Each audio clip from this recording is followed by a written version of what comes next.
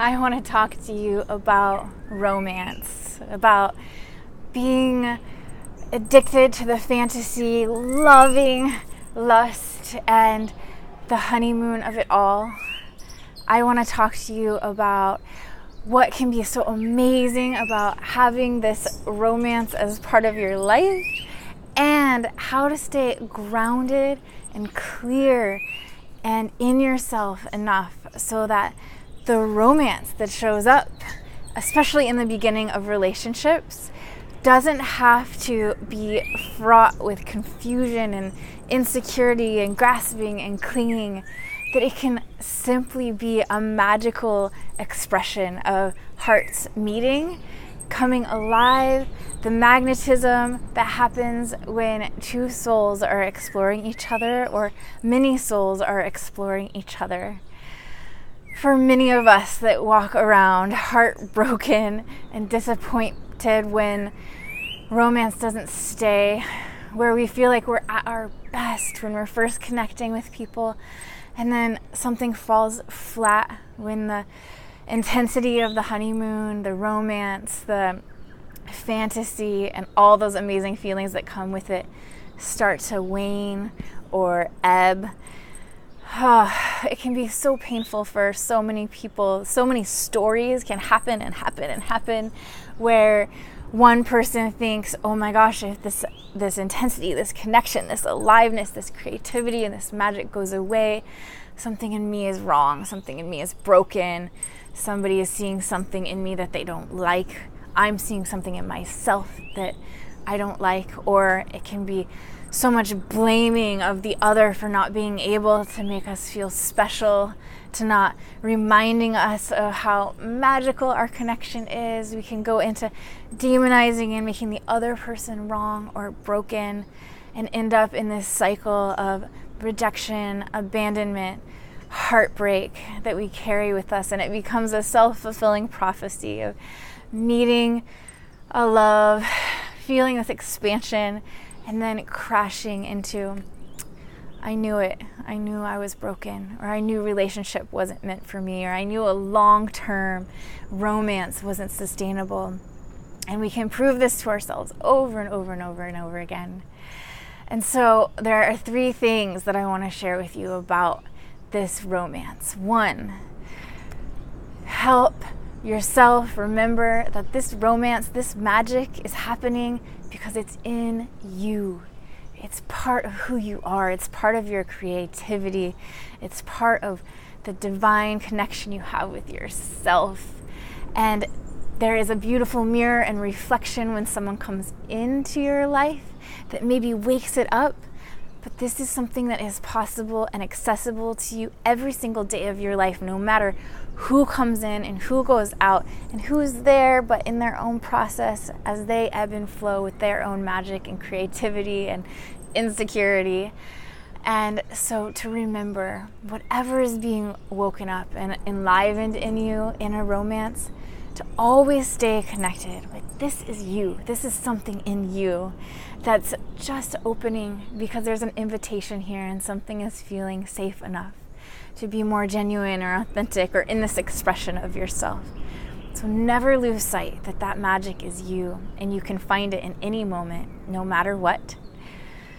2, romance, that electricity, the bond, the connection that happens, the fieriness in the beginning of relationship with the love notes and the big gestures of love, and even sometimes commitment and promises and future pacing and fantasizing together. To let that be part of the beginning romance, to do the best you can to not grasp at this means long-term commitment, if that's what you're wanting. This means I'm in this, that we're in this forever. To really do your best to stay here in your center and to enjoy the dreaming together, because it's so natural. It's so natural to dream. What could this romance be like if we stayed with it? And to remember, you're still in the getting to know you process. You're still in the we'll see. I'm going to stay with myself to make sure that this is a trustworthy, sustainable, nourishing connection, and I will dream with you.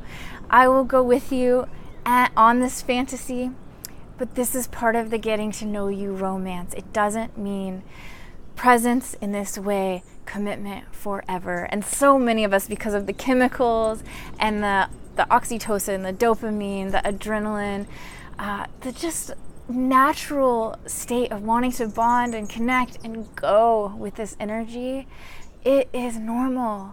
So let yourself be touched by it and stay in yourself, holding your own hand, going, okay, this is magic, and this is part of the getting to know you process, and we'll see if this is sustainable, instead of just going full on into next step, because it can set us up for disappointment when we can't maintain that sense of romance in this like consistent, permanent thread.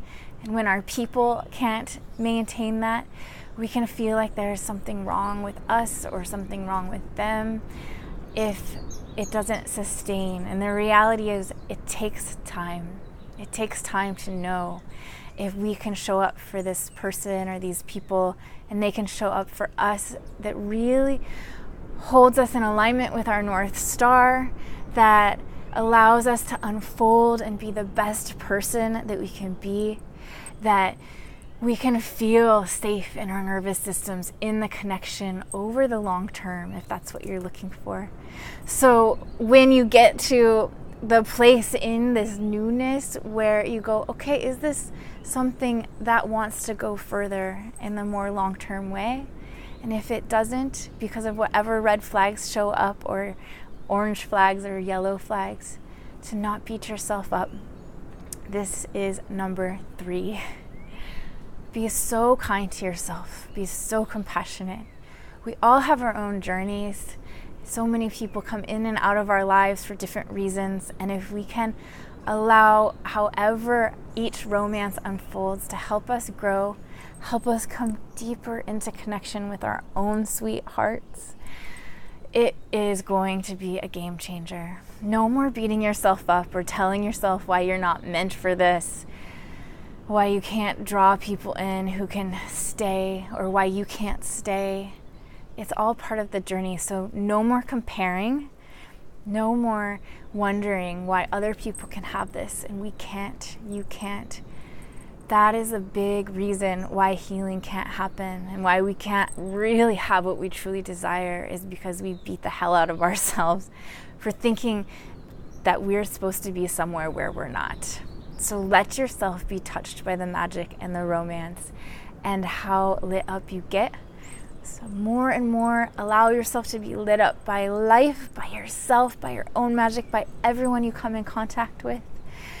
Remember that over the long term, what matters most is how you stay with yourself in the ebbs and flows, and not comparing, not shaming, not blaming, not criticizing, reminding yourself that you are on your own unique journey, and healing and growth can happen from every experience, and you have got this.